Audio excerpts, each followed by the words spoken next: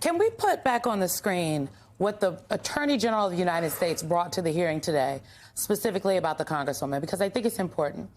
Congresswoman, were you aware that you were being, and not just you, it seems, but if they've tracked you, I would believe it's they tracked other people. So were you aware of this, one? And two, have you reached out to the Department of Justice, specifically the Attorney General's office, to follow up and ask, what the hell was that? Well, I absolutely will be doing that. We're in the process of working on a letter right now. All of us. Can I just say, because there are people watching, they're going to say, they're always sending a letter. A letter is how you register. That's how we register our dissent. But also, you might have seen that Mike Johnson even said he thought it would be completely inappropriate if it was true that the Department of Justice, I don't know what words he used, I'm going to use my words, was spying on us, because that's what this was. I mean, we have a separation of powers, which means that we need to be able to do our legislative duty, and for us to go in to review the Epstein documents and then to know that they have kept the search history of exactly what we searched for. And why was it that she brought that in her binder, which we call her burn book, right? Was she going to use that against me? Did they get that document for every single person? And what were they going to do with it? We need a new process. That's what we're going to demand from the Department of Justice. That's what I'm going to tell Mike Johnson as well when I get to speak to him. I left him a message on the way here, because we need a process where we know that the Department of Justice is not spying on us as members of Congress. I mean, Congresswoman, listening to you say that, I have to imagine that all of your Republican colleagues who were so upset about Operation Arctic Frost and are apoplectic that a past DOJ was looking at their cell phone tower records, they must be standing with you now, right? In this question of whether or not the DOJ is supposed to be looking at things that you search. Well, they certainly should be, Alicia. And as you know, I have worked with Republicans across the aisle who care a lot about civil liberties, about spying of the Department of Justice and the government on Americans. This is certainly an example of that. And so I hope that every single person, Republican and Democrat, says this is not appropriate. It has to stop. We need a full accounting, first of all. I want to know what search history she collected. Why did she collect that? Why did they keep that? And what were they going to do with it? But then I also want a new process, because I still have documents to review, and I don't want to know that the Department of Justice is spying on me and going to use that against me? She came with that in her burn book. So was she going to pull that out and somehow question me about which emails I looked at? It's really creepy. And every American should be creeped out by the fact that the Department of Justice is spying on members of Congress. Well, and it's creepy, it's inappropriate, but it's what creepy and inappropriate people do. You know, this in one sense, Pam Bondi is no better than the soup she's in. Yeah. And that soup is made every day by Donald Trump and his behavior, the instructions and the directions he gives them.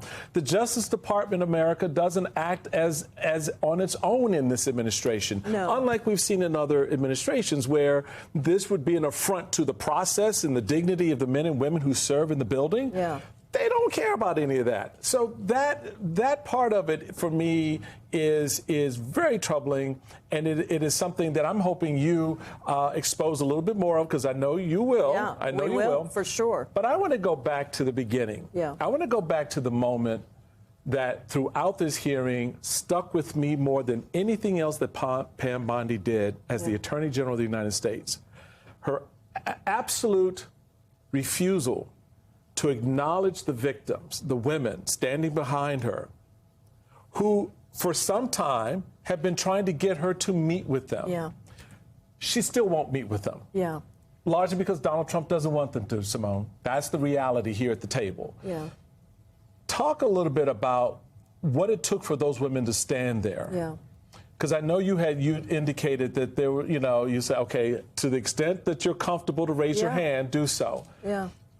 These people, this idiocracy that's running this investigation, fundamentally doesn't understand the impact they're having on these women at this moment. That's exactly right. And look, these survivors are so incredibly courageous. I mean, I move to tears every time I think about them because they have gone through so much already at the hands of Jeffrey Epstein and his predator, pedophile, sex trafficking ring. And they are still coming forward and talking about it, not just because they want closure for themselves. They do, absolutely.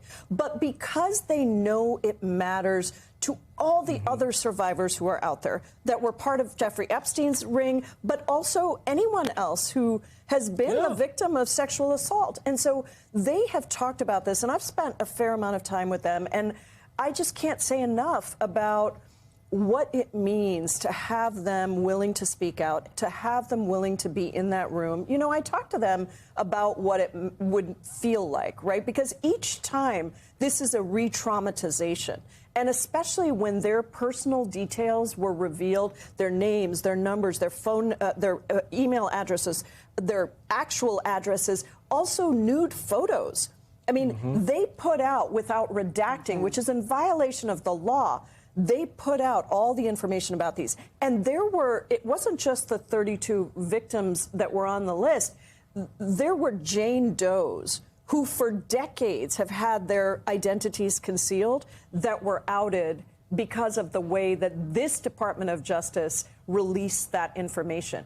And there are people all around the world. There are women all around the world who are being harassed by their own, people in their own countries, right? In countries that are not very friendly on this issue. And this is a global ring. So there are a lot of people that were involved in this, as you saw even from one of the emails that I showed today, that are in other countries that were trafficking in or part of this ring. So I wanted them to know that I was going to do this, and I wanted to make sure that they were okay with it, and I wanted to, even in the moment, if they hadn't been willing to stand up, that would have been okay with me. And I told them that ahead of time. But I also wanted to have the opportunity to bring them into the room. This is not a nameless, faceless situation. This has real people who are seeing real harm and damage to them. And they all wanted to be there. They stayed through the whole hearing. They wanted to be there. And afterwards, it's what you said, Michael. She had the opportunity. I was genuinely asking her if, on a human level and as the head of DOJ, if she would turn and apologize to them. And had she done that, it would have been a very powerful moment. I would have thanked her for it. And I would have gone on to ask her questions about whether she would meet with them and other things. But she chose not to do it. And some of them came up to me and talked to me afterwards, and they were in tears.